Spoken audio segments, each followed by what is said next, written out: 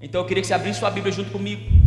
2 Samuel capítulo 5, verso 17, diz assim: a saber que Davi tinha sido ungido rei de Israel, os filisteus foram com todo o exército prendê-lo, mas Davi soube disso e foi para a fortaleza. E tendo os filisteus se espalhado pelo vale de Refaim, Davi perguntou ao Senhor: devo atacar os filisteus?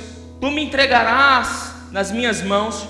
E o Senhor lhe respondeu: vá, e eu os entregarei nas suas mãos. Então Davi foi a Baal-Perazim, e lá os derrotou, e disse: assim como as águas de uma enchente causam uma destruição, pelas minhas mãos o Senhor destruiu os meus inimigos diante de mim. E então aquele lugar passou a ser chamado Baal-Perazim. Em outras traduções, no versículo 17, diz assim: assim como as águas rompem, assim como há um romper das águas, um romper de barreiras, assim foi o Senhor destruindo os meus inimigos. Baal-Perazim significa o Deus que rompe barreiras. E eu quero profetizar aqui hoje, em nome de Jesus, que Deus vai romper algumas barreiras na sua vida, em nome de Jesus. Queria que você fechasse seus olhos, pusesse a mão na sua mente, e eu quero orar por você nesse momento. Pai, em nome de Jesus, nós queremos orar aqui nessa noite,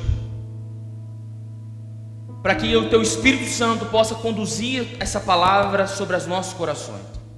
Que todo nível de distração, que todo nível, Senhor, de engano, que todo nível de comichão dos nossos ouvidos, de dispersação, Senhor, de qualquer truculência de pensamento, seja quebrado das nossas vidas agora em nome de Jesus. Nós queremos nesse momento ligar o nosso coração à sala do trono, Jesus, e ouvir aquilo que o Senhor quer falar conosco. Muito mais do que ouvir um homem pregador, nós queremos ouvir o que o Senhor está dizendo sobre as nossas vidas nesse momento. Por isso, cobre os nossos ouvidos espirituais, Senhor, que não haja acesso a fontes do nosso espírito, Senhor, e nem a nossa alma. Pelo contrário, nós queremos estar abertos ao que o Teu Espírito tem a dizer sobre nós nessa noite. Por isso, nessa noite, Senhor, nós colocamos a nossa vida debaixo do esconderijo do Altíssimo, Senhor. E nessa noite, em nome de Jesus, nós possamos sair daqui selados para um novo tempo, Pai, sobre a nossa própria vida, sobre a nossa família, sobre a nossa casa. Por isso, abre as janelas dos céus, abre os portais eternos, para que a gente receba da Tua palavra, se alimente e possa transbordar tudo isso que nós vamos viver aqui nessa noite, sobre as nossas semanas, sobre as nossas casas, sobre o nosso trabalho, sobre os nossos ministérios, em nome de Jesus. Aleluia. Baal-Perazim, o Deus que rompe as barreiras. Há poucos dias atrás eu vi um vídeo que eu até compartilhei nos stories. Se você viu, talvez você vai se lembrar. Um vídeo muito antigo, devia ser da década de 50, 40. Daquelas primeiras filmagens em preto e branco, bem embaçado. E era um pregador francês que orava em inglês para uma menina cadeirante. E no vídeo ele fala: in name of Jesus, stand up. Ele fala: em nome do Senhor Jesus, se levante. No vídeo, a menina se levantou e começou a andar. Eu não me atentei muito à menina, mas eu me atentei à mãe da menina que estava do lado dela. Porque numa época de 1950, nós estamos falando há 70 anos atrás, os microfones começaram a captar a dor daquela mãe e a alegria daquela mãe em ver a filha andando. Há poucos dias atrás, também compartilhei isso. Aqui no Brasil mesmo, uma criança que nasceu com uma deformidade na cabeça, a cabeça dela era afundada para dentro, e ela usava um capacete. Fazendo um tratamento médico, ela usava um capacete. E no culto ao vivo, as pessoas orando ali no final de uma reunião, o pastor impôs a mão sobre a cabeça dessa criança e declarou cura sobre ela, e depois disse assim: tira o capacete. Quando tiraram o capacete da criança, a cabeça da criança estava perfeita. E mais uma vez, eu não me atentei à criança, mas eu me atentei à mãe da criança. A mãe da criança, ela não chorava, ela urrava. Sabe aquele grito de expressão mais profunda da alma, de desespero? Aquela mãe gritava e chorava de alegria de ver a batalha dela sendo vencida ali naquele momento. A gente tem costumes de ler a palavra do Senhor muitas vezes e entender coisas preciosas, mas não aplicáveis na nossa vida. A Bíblia diz que se nós ungirmos os enfermos e declarar cura sobre eles, serão curados. O problema é que nós imputamos sobre nós a responsabilidade da cura, e a responsabilidade da cura não é nossa. Cabe a nós a responsabilidade de cumprirmos o princípio, mas a responsabilidade da cura repousa sobre o Espírito Santo, porque só Ele pode curar. Não somos nós não temos poder nenhum, irmãos, nós só cumprimos ordens. Mas ainda por medo ou por infantilidade, a gente tem muitas vezes não percebido que esses milagres têm fugido dos nossos próprios olhos. Nós cremos em milagres, nós somos um povo que acredita em milagres, sim ou não?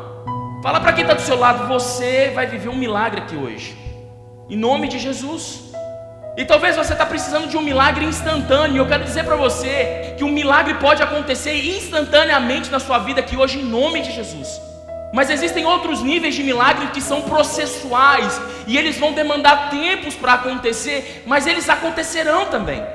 O que nós não podemos abrir mão e desapegar e desassociar como crente que nós somos, é de acreditar que Deus ainda faz milagres. Deus é o Deus que rompe a barreira do natural para o sobrenatural.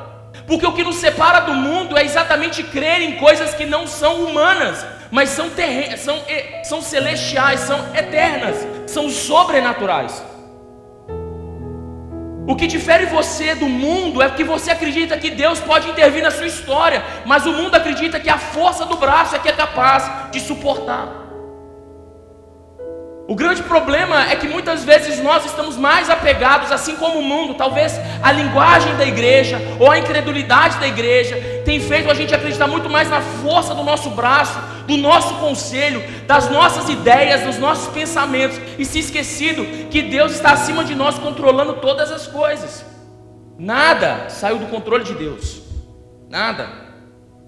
E Deus continua sendo o mesmo todos os dias, cumprindo os seus milagres, fazendo aquilo que Ele precisa fazer na nossa história. E eu quero que você entenda. Você pode perguntar assim, mas pastor, você vai falar de milagre hoje? Eu vou falar muito mais do que milagre, porque milagre é uma consequência. Milagre não é um fator para Deus. Milagre é a consequência de quem se posiciona em Deus. O que eu quero movimentar espiritualmente no seu coração é: qual foi a última vez que você viu um milagre? Qual foi a última vez que você experimentou de um milagre? Qual foi a última vez que você presenciou, que a sua vida viu algo sobrenatural e disse assim: cara, eu não posso negar que isso foi Deus?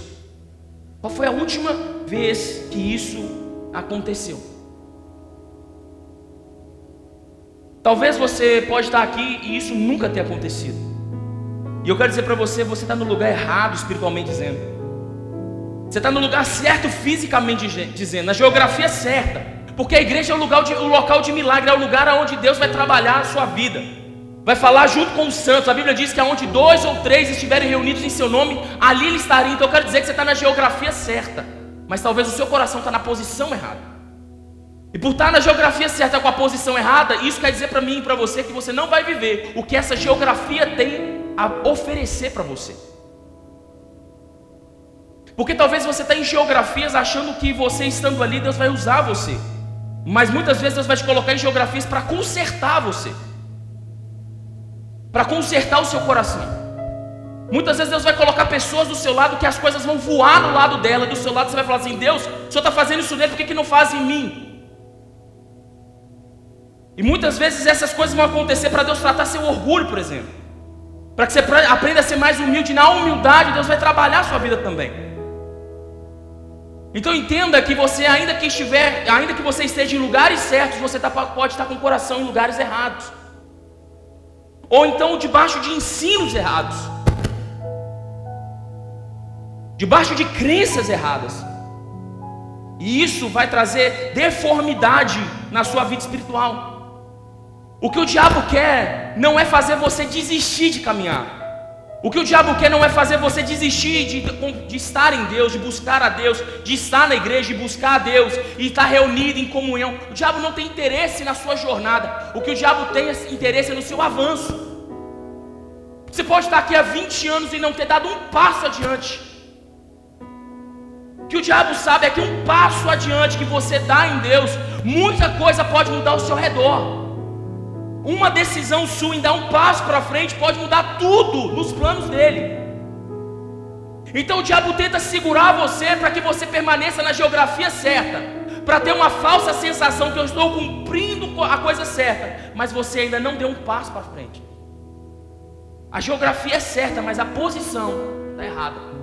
O lugar é legal, é isso mesmo, é aqui mesmo que Deus tem para a sua vida, porém o seu coração está longe, então você precisa dar passos para que o lugar e o coração estejam coerentes.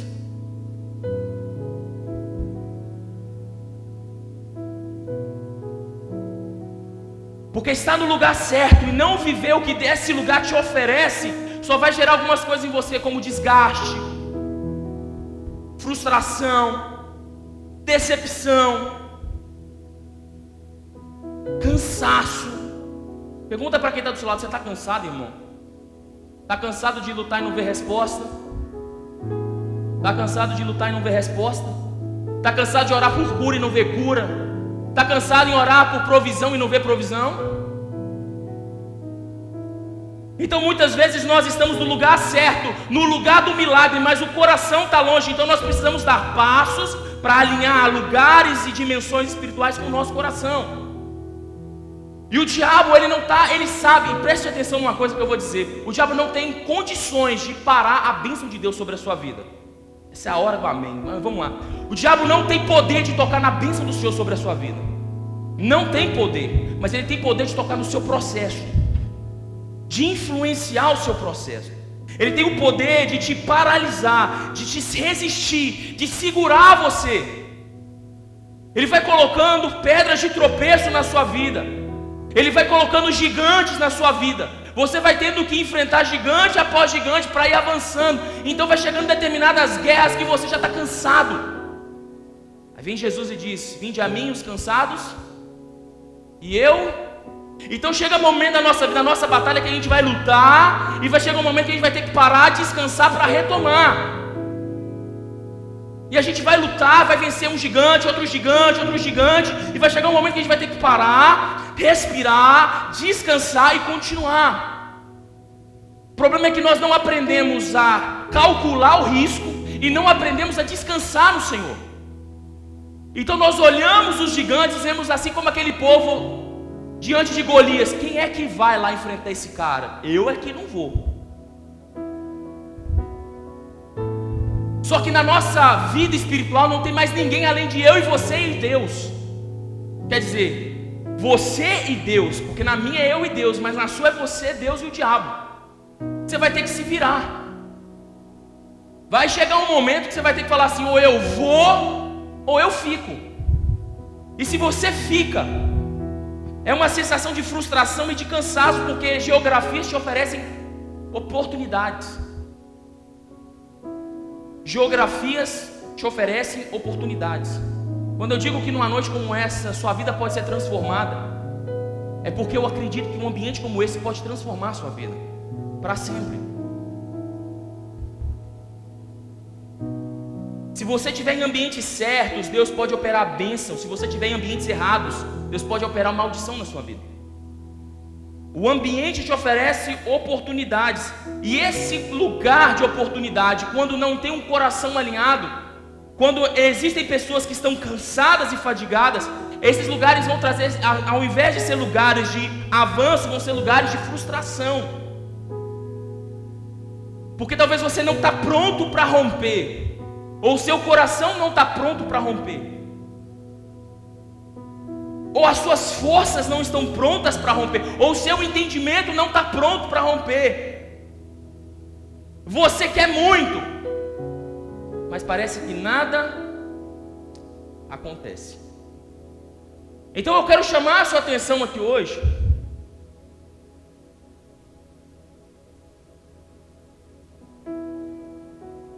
porque semana passada eu comecei a falar, e eu acabei a ministração falando sobre o lugar onde estamos e o lugar onde Deus quer que a gente esteja. Eu terminei o culto falando sobre o lugar onde estamos e o lugar onde Deus quer que estejamos. E quando eu terminei, fui para casa, fui orar e fui ter meu tempo com Deus, Deus falou assim: agora ensina as pessoas como chegar nesse lugar. Talvez você seja assim como eu, e talvez essa seja uma das marcas como pessoal do ministério que Deus me confiou. De fato, de ser ferramenta de Deus para trazer rompimento na sua vida. Eu acredito de forma fielmente, assim como tem homens chamados para níveis de cura e de libertação, eu acredito que Deus me chamou para ser um arco e você uma flecha. Deus vai usar a minha vida para lançar você no lugar mais longe que Deus tem para a sua vida aqui hoje, em nome de Jesus. Talvez essa seja no meu ministério uma das coisas mais contundentes. Mas para isso eu preciso que você confie em cada coisa que eu vou te dizer. Talvez eu vou te dizer coisas aqui hoje que vão confrontar você de uma forma pessoal ou de uma forma familiar, mas eu quero dizer para você, se você ouvir e tomar posse disso no seu coração, eu tenho certeza que a sua vida vai ser transformada aqui hoje em nome de Jesus.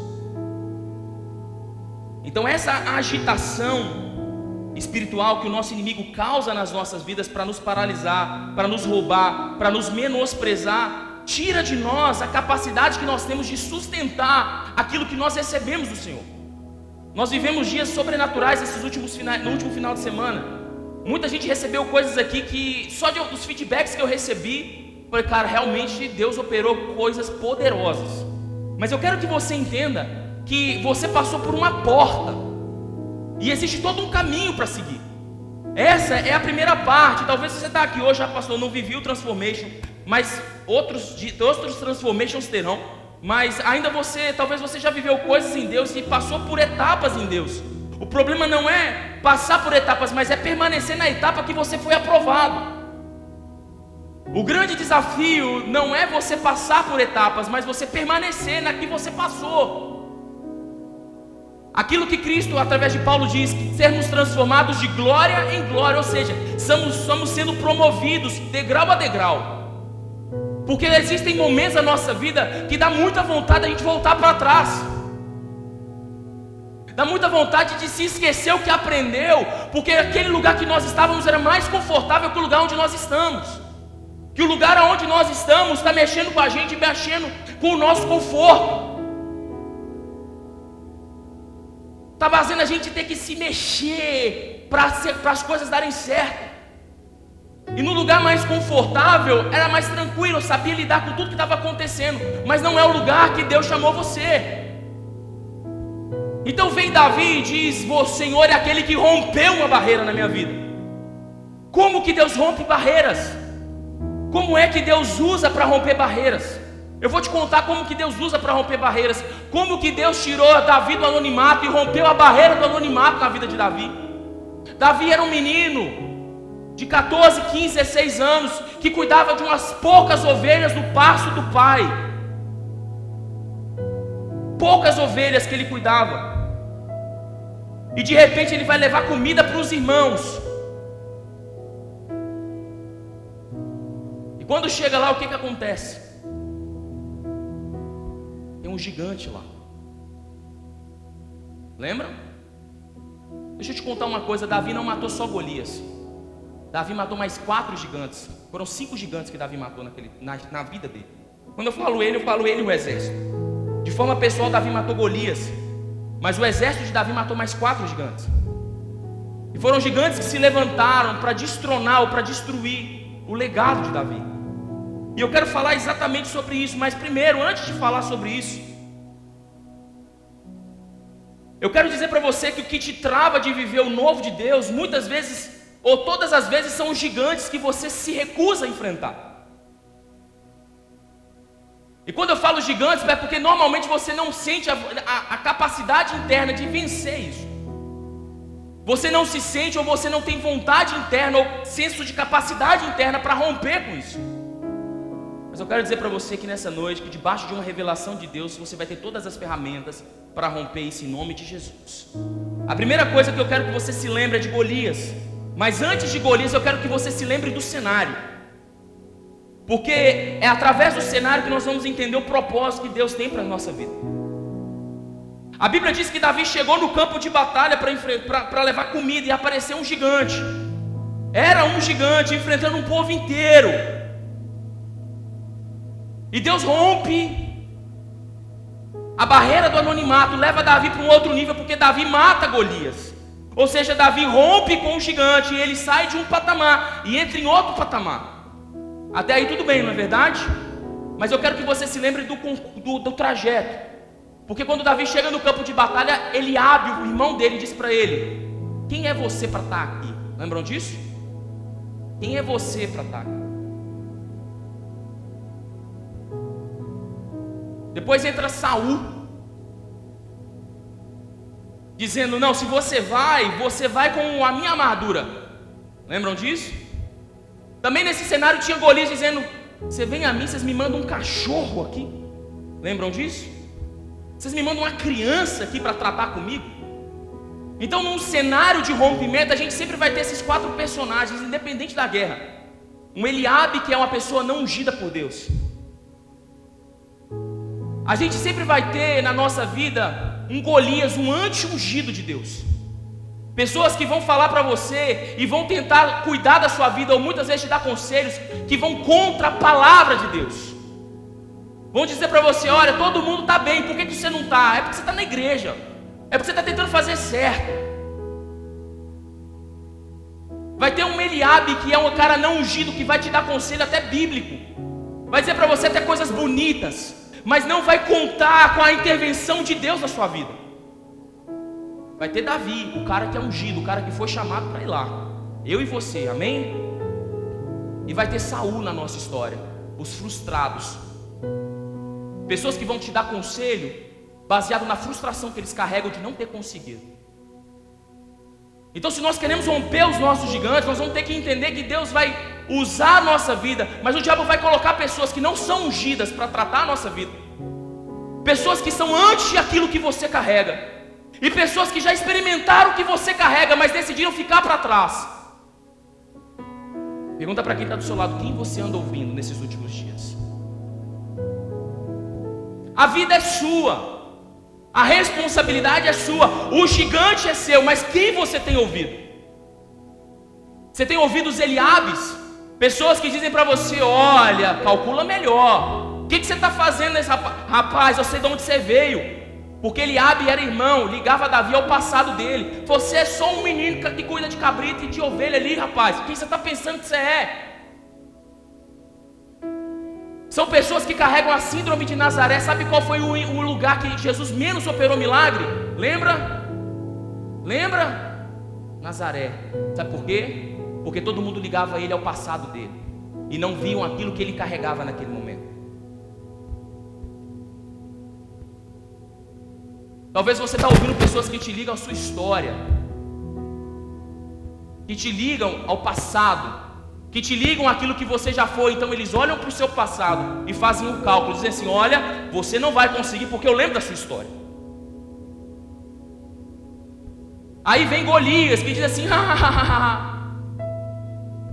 você é só um menino que nasceu ali, ó. Você é só aquilo ali que falaram que você era. Seu burro, seu bobo. Você não vai conseguir. Aí vem Saul que diz assim: olha, eu já tentei e não consegui. É melhor você botar o pé no freio. Põe o pé no freio, porque senão você vai quebrar. Olha, toda vez que a gente começa a andar em Deus, o diabo também levanta, viu? Você tem que tomar cuidado. Quem já ouviu isso? Quando você levanta, o diabo levanta. Só que a Bíblia diz: resistiu o diabo, ele não resistiu, mas você vai resistir em nome de Jesus. Só que existe Davi nessa história. O cara que era um menino, pastor de ovelhas, mas tinha uma unção sobre a vida dele. Tinha uma unção sobre a vida dele. E ele não ouviu ninguém, ele ouviu a unção que ele carregava. E porque ele ouviu a unção que ele carregava, ele rompeu a barreira do anonimato e foi para um lugar onde as pessoas cantavam: Saul matou milhares, mas Davi dezenas de milhares. Ele não matou dezenas de milhares, ele só matou Golias. Sabe o que representa Golias? Golias é o gigante do medo, da dúvida. É aquele que faz tudo o que você tem parecer insuficiente. Davi estava no campo de batalha e Golias dizendo: manda um. Será que não tem ninguém aqui para me enfrentar? Não tem Deus em Israel? Será que não sobrou ninguém aí? Ele fez com que Israel se colocasse numa posição de menosprezo, de inferioridade, de incapacidade. Ele colocou em xeque a crença daquele povo inteiro, de uma nação inteira. E ainda hoje Golias continua ecoando no povo. Foi descoberto há pouco tempo atrás que até a terceira geração de judeus que passaram pelo holocausto, até a terceira geração desse pessoal, sente um medo inexplicável. É um medo que está registrado no DNA, só que não é no DNA, é no espírito. Pessoas que carregam um medo não conseguem pôr em xeque, não conseguem avançar. Pessoas que estão travadas, e Deus já disse: olha, eu tenho uma palavra sobre isso. Eu tenho algo para fazer. Eu tenho algo para tratar. É só você abrir a sua boca. É só você dizer: eu vou contra você em nome do Senhor dos Exércitos. Só que a gente está com medo, porque isso parece ser novo para você. Porque aquilo que você recebeu pode ser novo para você. A autoridade que você recebeu, talvez você recebeu algo de Deus, mas não sabe usar o que você recebeu. Porque não adianta ter algo grande se você não sabe usar. Deus derramou uma autoridade sobre a sua vida. Deus disse: olha, eu vou fazer isso com você, mas se você não sabe como, você não vai viver. Tem muitas pessoas presas e não conseguem romper na sua vida, porque não sabem como. Se você perguntar: eu sei o que eu tenho que fazer, mas você não sabe como fazer. O maior desafio da igreja nesses últimos dias não é ensinar o que para as pessoas já sabem o que elas precisam. O que a gente precisa ensinar para as pessoas é como que elas têm que fazer para viver o que elas precisam. E eu vou te dizer como. A Bíblia diz que Paulo um dia disse para os seus discípulos: sede meus imitadores, sede meus imitadores, sede meus imitadores. Deus está chamando pessoas para serem referenciais nesses próximos dias. Aleluia! Preste atenção em mim. A Bíblia diz que uma mosca pode estragar um perfume inteiro, então preste atenção em mim.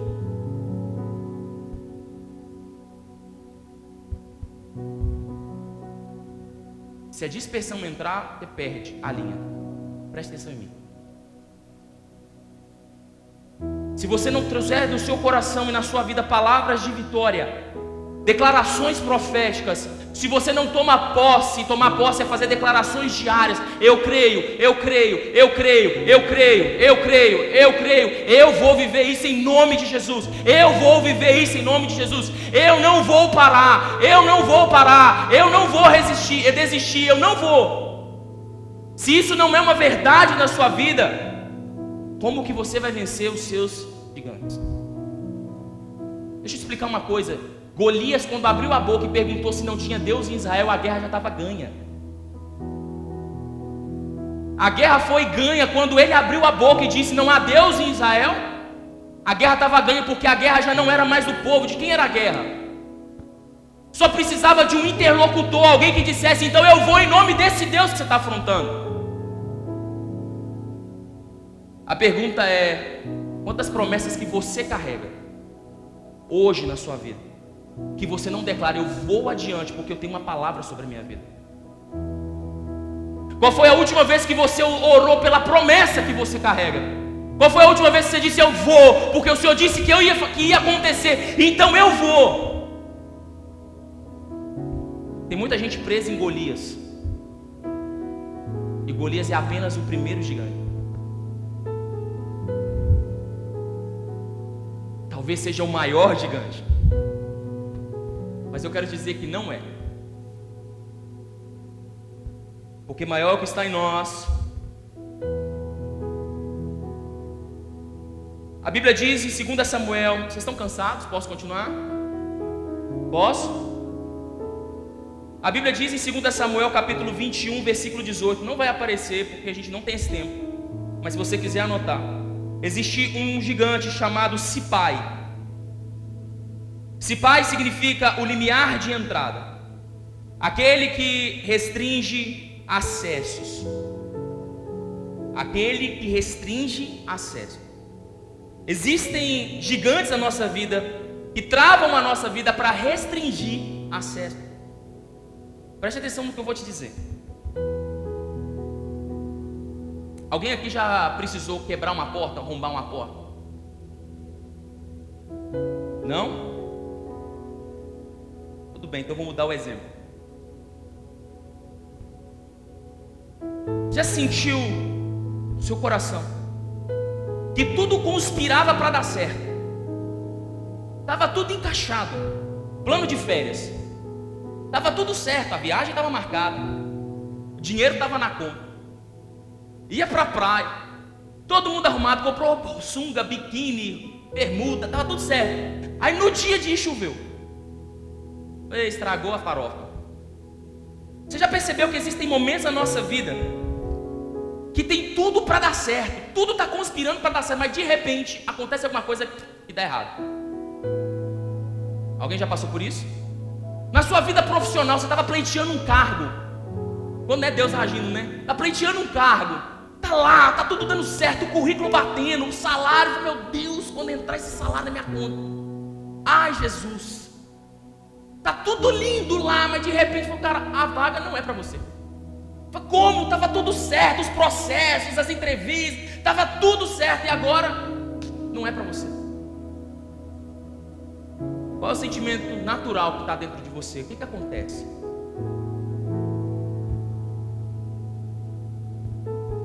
Existem gigantes na nossa vida que travam e levam a gente, preste atenção no que eu vou dizer.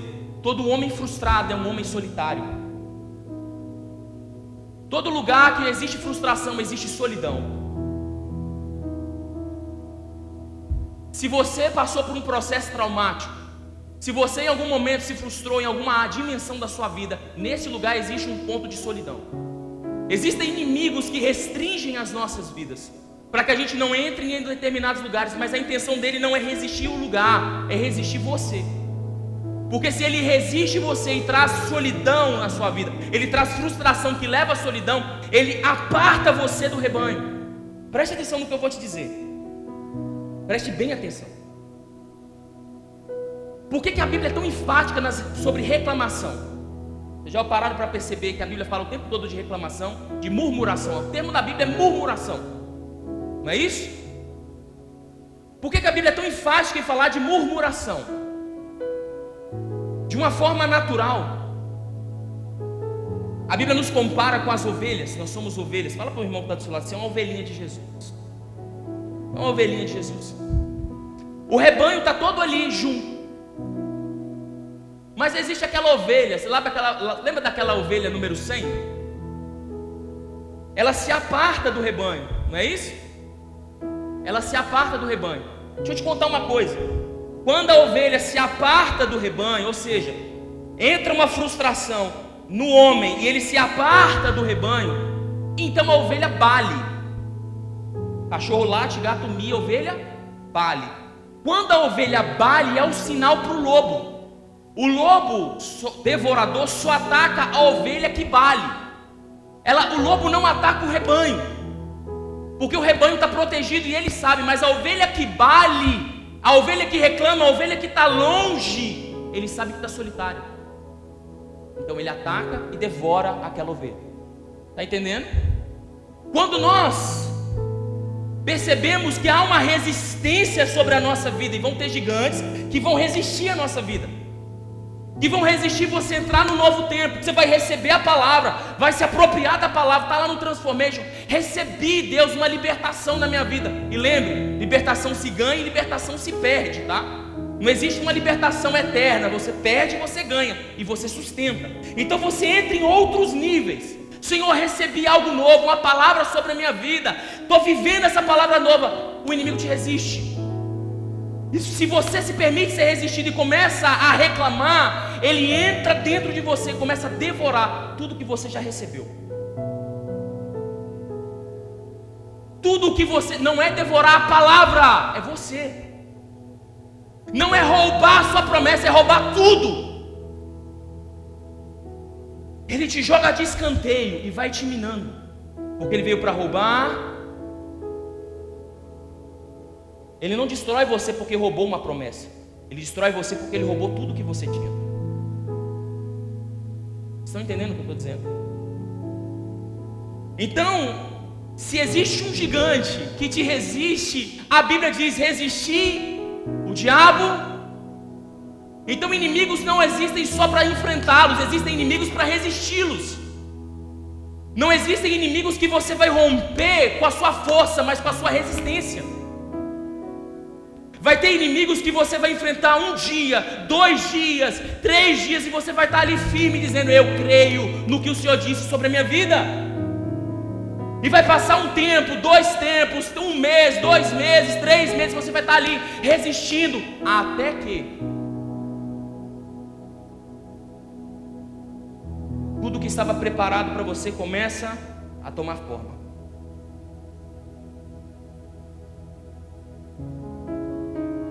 Tem muitos gigantes que não foram vencidos, preste atenção no que eu vou te dizer, porque nós resistimos menos do que aqueles que nos resistiam. É uma briga, o diabo te resistindo e você resistindo ao diabo, e você desistiu primeiro. Ele não ganhou porque ele era mais forte, ele ganhou porque você desistiu primeiro. Então o que eu quero trazer para você e para mim aqui hoje é uma coisa bem básica. Nem tudo vai dar certo na hora que você quer. O melhor sempre vai acontecer na sua vida. A Bíblia diz que todas as coisas cooperam para o bem daqueles que amam a Deus. O melhor vai acontecer na sua vida, mas não no tempo que você quer. Não é só porque Deus quer te tratar, mas muitas vezes porque tem gigantes que se levantam contra você e você vai ter que ensiná-los, resistindo ele. Está entendendo o que eu estou dizendo?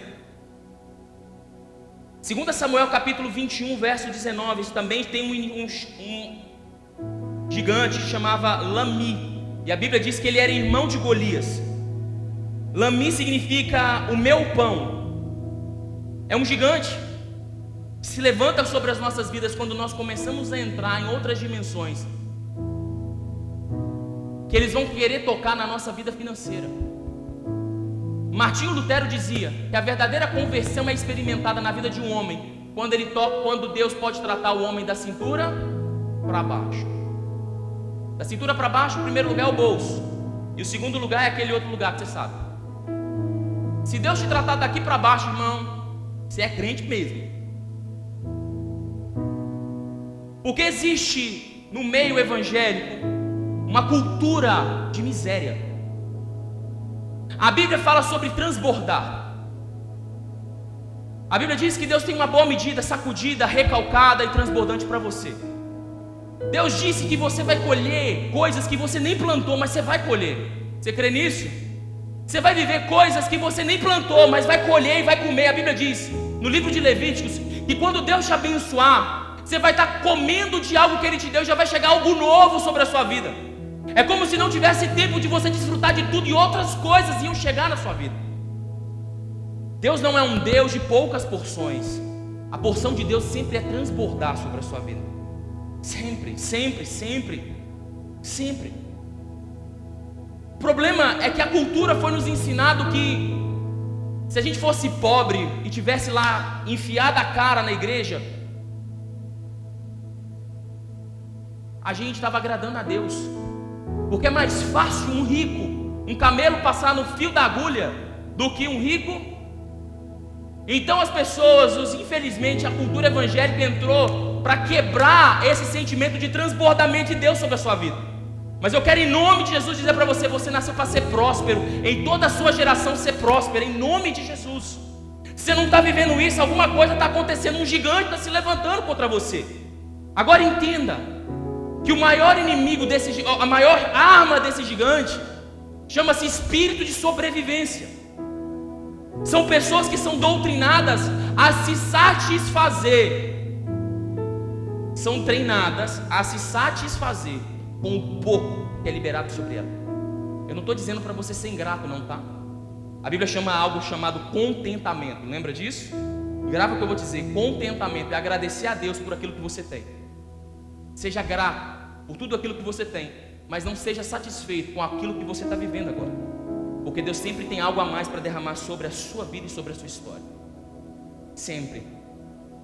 Quando Ele disse: nós comeremos o melhor dessa terra, Deus não estava brincando, irmão. Deus não estava brincando.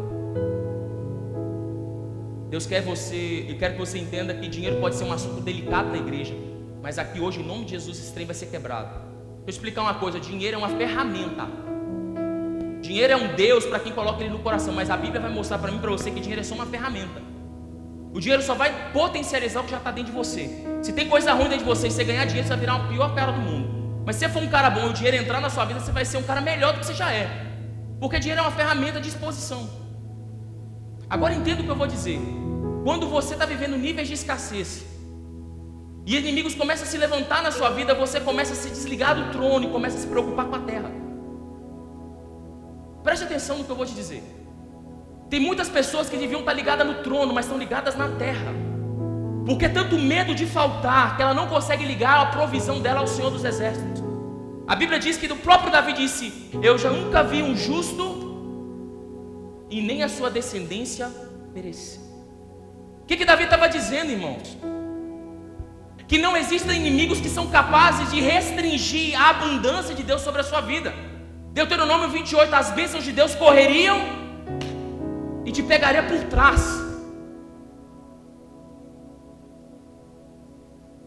O espírito de sobrevivência faz você correr atrás, não é isso? Como é que você está, irmão? Estou correndo atrás. Quem já falou isso? Você não nasceu para correr atrás, você nasceu para ser alcançado por trás das bênçãos de Deus na sua vida. É Deus dizendo: olha, vocês vão caminhar, vocês vão na minha direção, não se preocupa, porque quando você parar, as coisas vão te empurrar para frente. A gente está correndo atrás de bênçãos, e isso é um espírito de sobrevivência. É dizendo: Deus, se o Senhor não me abençoar, eu vou passar fome. Quanta gente está presa nesse sentimento de falta do que pode faltar na sua vida. E quanto mais nós nos preocupamos com aquilo que vai faltar, menos nós nos preocupamos com o que é eterno. E se nós não estamos ligados no trono, irmãos, as ideias do trono não descem para a terra sobre a sua vida. Deixa eu te contar uma coisa: Deus vai te dar uma ideia que vai te fazer prosperar na sua vida. Fala para a pessoa do seu lado: Deus vai te dar uma ideia e vai te fazer prosperar como nunca antes. Nunca antes você vai viver níveis de prosperidade. Sabe por quê? Porque quando os seus olhos estão no trono, as bênçãos correm e alcançam você. Essa é a palavra de Deus sobre a nossa vida. Mas existem inimigos, e eu não estou aqui falando só do devorador, que eu poderia usar o devorador aqui em Malaquias 3:10, mas eu não quero nem entrar em confusão. Eu quero só dizer para você que se você está debaixo de um espírito de sobrevivência, a Bíblia diz que Cristo veio para nos dar vida, e vida em quem vive não sobrevive, quem sobrevive não vive. Pergunta para você: você está vivendo hoje ou está sobrevivendo? Se você está sobrevivendo, eu quero te dizer uma coisa: existem inimigos segurando as recompensas ou as palavras que Deus tem sobre a sua vida, e a palavra de Deus vai alcançar todas as dimensões da sua vida, todas as dimensões. Agora, existem inimigos que vão ser submetidos não só por uma arma de ataque, não é só declarando, mas é tirando a você da posição onde você está e te colocando na posição onde Cristo quer que você esteja. É dizer: Deus, os meus pés estão na terra, mas o meu coração e os meus olhos estão no alto. Davi dizia: eleva os meus olhos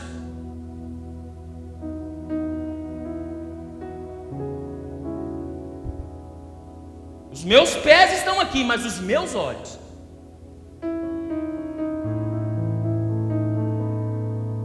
Sabe aquela venda que você está com medo de não acontecer?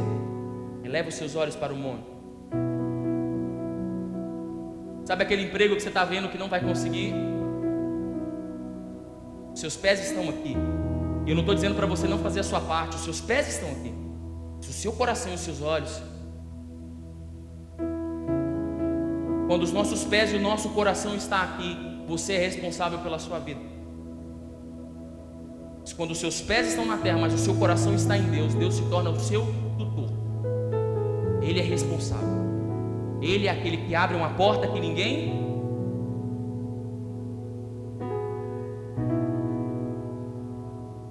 Quem aqui já orou para ser próspero? Levanta a mão para mim. Pastor, Deus, eu já orei, Deus me prospere. Levanta a mão para mim, não seja tímido, eu já orei isso um monte de vezes. Levanta a mão para mim. Senhor, vai lá, Jesus, bota lá 100 mil na minha conta, Jesus. Quem já orou? Se o Senhor botar 50 mil, já resolve meus problemas. Não é assim? Senhor, o dia da Samarco, Jesus. Não é assim? Não vou nem dar fala aqui dessa marca não, senão daqui a pouco tem fila de atendimento aí. Ó, irmão, eu conheço um cara que se você conversar com ele é perigoso, viu? Toda vez que nós oramos por prosperidade, Deus vai colocar na nossa vida um processo de dependência. É assim como aquele que pede paciência, Deus coloca no processo dele problemas. Porque o que produz paciência são desafios. O que produz prosperidade continua sendo dependência. Se você põe, tem um versículo, Salmo 34, verso 7, entrega teu caminho ao Senhor, confia nele, e o mais, que é entregar o caminho ao Senhor? Pensa que você está dirigindo um carro, você fala, vou entregar o comando para o Senhor, toma Jesus, entrega o caminho ao Senhor, agora diz, confia nele, e nós somos aquele que o controle está na mão de Jesus, mas vem aquela curva, e fala, Senhor, me dá o volante aqui, deixa eu resolver, na hora que eu faço a curva, então Jesus, agora você pode continuar. Mas, cara, você está entregando o caminho, mas você não confia que eu posso fazer a curva. Você não confia que eu posso conduzir seu processo. Você não confia que eu posso ser mais do que suficiente na sua vida. Então nós entregamos o caminho, mas não confiamos. Por isso que nós não vemos o mais Ele fazendo. O versículo é: entrega teu caminho e confia que se você entregou o seu caminho, Ele vai cuidar desse caminho. Quando nós oramos por prosperidade, Deus está dizendo, então eu vou te ensinar a depender de mim, para quando você chegar lá, você não diga, foi eu, mas você diga, foi Ele na minha vida. Sabe, não existem inimigos que vão tentar te ensinar a sobreviver, e Deus está te ensinando a depender. E se você está ali lutando para não depender, como que você vai prosperar? Quando você começa a depender, você entra com reclamação, com comparação, com medo. E Deus está dizendo, mais um passo, você recua 3 para trás. Deus está dizendo, eu estou te ensinando a depender de mim, dá mais um passo. E Deus está dizendo, não Deus, eu vou dar mais 3 para trás. Está dizendo, Deus faz alguma coisa. Ele está dizendo, tudo bem filho, dá mais um passo e confia em mim. O que está acontecendo com você? O que está acontecendo com a igreja? Que nós estamos tão amarrados na nossa própria força, que nós nos esquecemos que a nossa provisão continua vindo do céu como um maná nas nossas vidas. Posso continuar? Falta 10 para as 9. Posso continuar? 2 Samuel capítulo 21, versos 16 e 17. Existe um inimigo chamado, um gigante chamado Isbi-Benob. Isbi-Benob significa minha casa está em Nob. Um gigante filisteu diz, a minha casa está em Nob. Sabe o que significa Nob? Nob era a cidade do sacerdote. Quando Saul foi a Nob e que o sumo sacerdote deu o pão da preposição, tinha lá o tabernáculo estava montado. Davi chegou pedindo pão porque eles estavam com fome. O sacerdote disse, a gente não tem pão, só tem o pão da preposição, o pão que está diante de Deus. E Davi disse, pelo amor de Deus, me dá isso para a gente comer, que é o que a gente tem para comer. E a Bíblia diz que o sumo sacerdote pega os pães da preposição e dá para Davi. Depois chega Saul e descobre isso. A Bíblia diz que em Nob todos os sacerdotes morreram, matou todos os sacerdotes.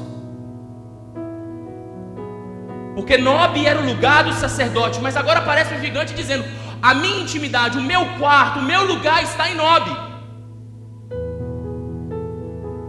Ou seja, no lugar dos sacerdotes tem um gigante. No lugar onde existem sacerdotes, não existem gigantes. todo lugar que falta sacerdócio, sempre vai se levantar um gigante. Se na sua casa não tem um sacerdote, vai ter um gigante lá para frear a sua família. Se no seu casamento não tem um sacerdote, vai ter um gigante para frear vocês dois. Se no seu trabalho não tem um sacerdote, vai ter um gigante lá para te frear.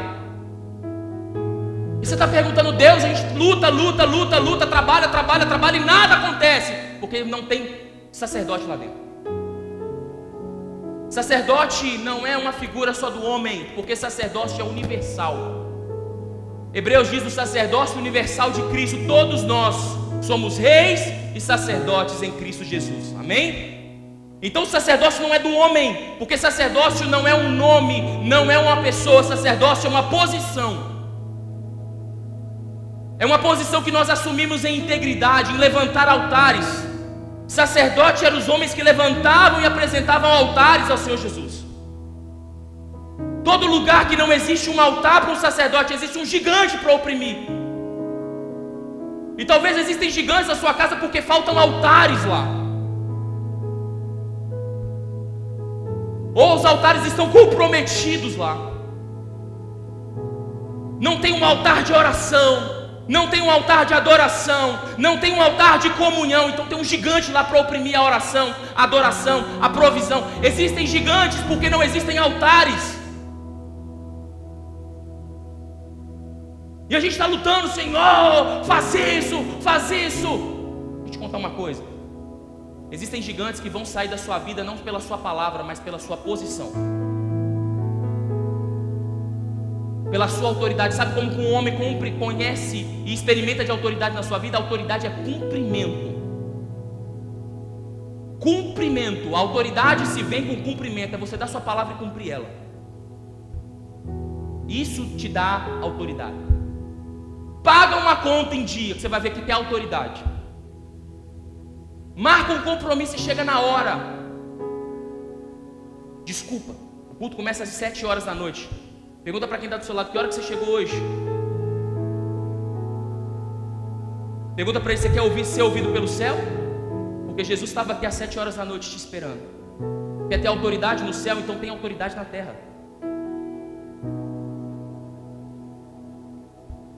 A autoridade é conquistada por cumprimento. Quando você dá sua palavra e não cumpre, você não tem autoridade com aquela pessoa.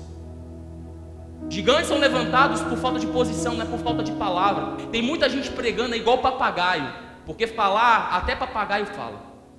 Eu quero ver cumprir o que se fala. Tem gigantes que vão sair da sua vida e vão ser vencidos na sua vida simplesmente porque você dá uma palavra e cumpre ela. E quando você liga coisas aqui na terra, coisas serão ligadas. Quando há concordância na terra, há concordância. Então se você não cumpre a sua palavra aqui, você tem autoridade? Mas o mundo espiritual é diferente.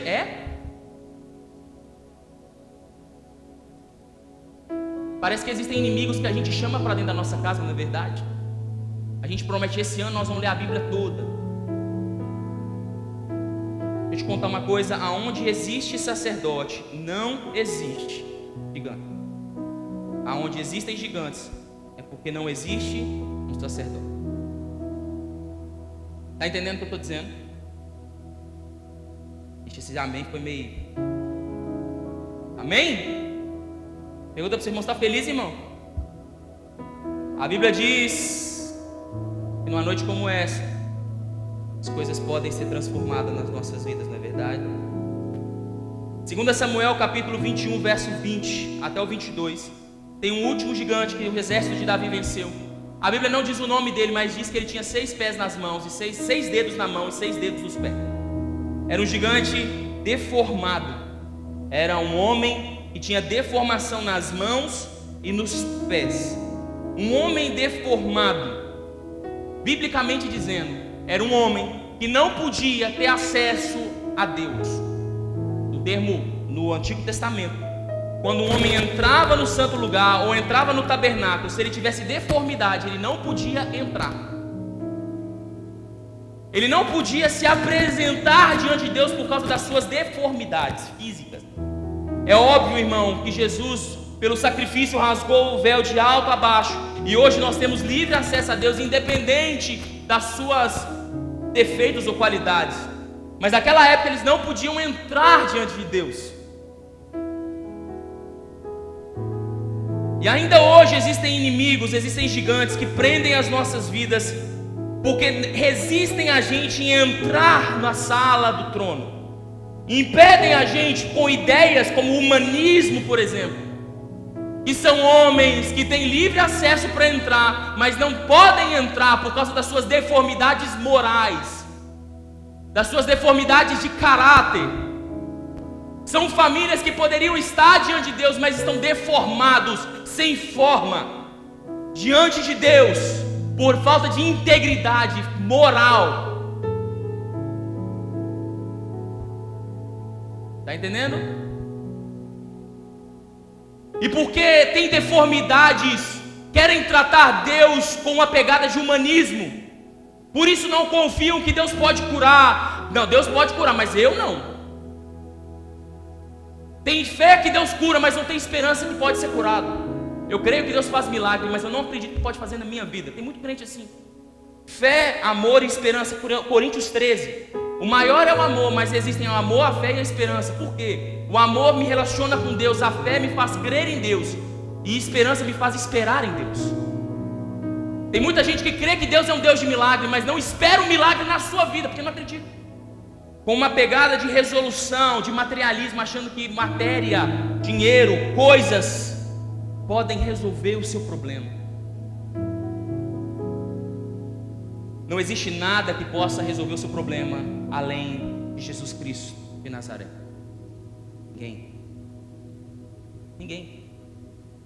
Ninguém pode resolver o seu problema mais do que Jesus Cristo.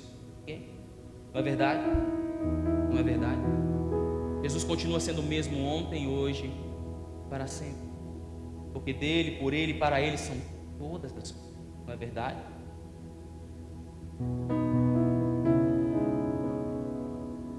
Só que a igreja e o mundo diz para você: não, se você tiver dinheiro, todo mundo vai te respeitar. Não, se você tiver faculdade, as pessoas vão te respeitar. Não, se você tiver um título, as pessoas vão te respeitar. Não, se você morar em tal lugar, as pessoas vão te respeitar. Não, se você conhecer o fulano de tal, as pessoas... Tem pessoas que já não são mais respeitadas no céu por causa das suas deformidades e tentam mascarar isso com o humanismo. São pessoas que, a Bíblia diz em Pedro, são orações que não passam do teto, famílias que estão desestruturadas. Deixa eu te contar uma coisa. Se você está com um problema na sua família, você não adianta você abrir sua boca para orar se não for para pedir perdão. Está com problema familiar, está com problema no casamento, não abra a sua boca em nome de Jesus. Que não seja para pedir perdão para Deus. Porque a Bíblia diz que quando nós estamos com problemas com marido e mulher, com a família deformada, as nossas orações não passam. Quem lembra? Não passa da onde? Vocês estão orando e Deus está dizendo: não quero a sua oração, eu quero o seu arrependimento. Tem inimigos que vão cair das nossas vidas, existem gigantes que vão cair da nossa vida com o nosso arrependimento, não com as nossas palavras.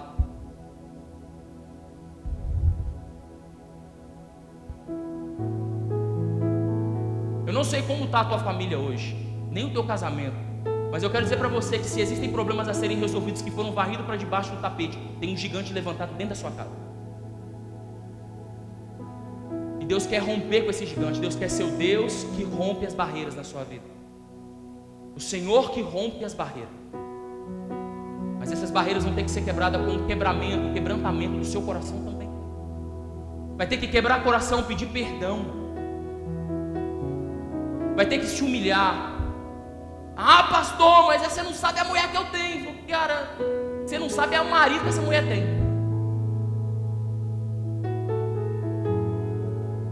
Deixa eu te contar uma coisa. Você tem a mulher que você merece, e você tem o marido que você merece. Obrigado, Lu. Você tem a mulher que você merece, você tem o esposo que você merece. Amém?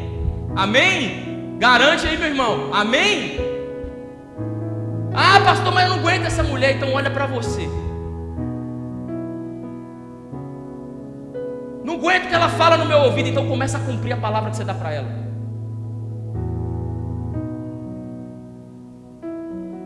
Eu não aguento esse homem que não faz nada dentro de casa, então começa a tratar ele melhor. Começa a respeitar e honrar ele, que você vai ter um marido que trabalha com você. Tem gigantes que vão cair pelo quebrantamento do nosso coração e não pelas palavras que a gente levanta. Minha pergunta para você é a seguinte: quantos gigantes estão levantados na sua vida até hoje? E quantos gigantes? Talvez o gigante da incredulidade, talvez o gigante familiar, talvez um gigante sacerdotal, talvez um gigante da miséria. E quantos gigantes levantados na sua vida hoje? O que eu quero dizer para você é que todos eles podem cair por terra em nome do Senhor dos Exércitos nessa noite. Todos podem ser suplantados aos seus pés nessa noite. A pergunta é: você quer se posicionar para isso ou você quer continuar do jeito que você está? Porque Deus já te deu a palavra para ir, Deus já te deu os recursos para ir, Deus já deu a promessa para você ir. Deus é o Deus que já te preparou, é o Deus que rompe barreiras. Mas a pergunta é: você quer que Ele rompa essas barreiras na sua vida? Então você vai ter que romper as suas. Porque eu vou te dizer uma coisa: os maiores gigantes de alguém moram dentro deles. Os gigantes hoje não são do exército de fora, são gigantes internos que trabalham na nossa vida. Então, se você quer ver coisas acontecendo pro lado de fora, você vai ter que vencer pelo lado de dentro. E se você quer vencer, eu queria orar com você aqui nessa noite. Consegui acabar 9:07, glória a Deus. A gente ainda vai orar. Já estourou o tempo, mas Deus te abençoe em nome de Jesus. Vamos ficar de pé para a gente orar.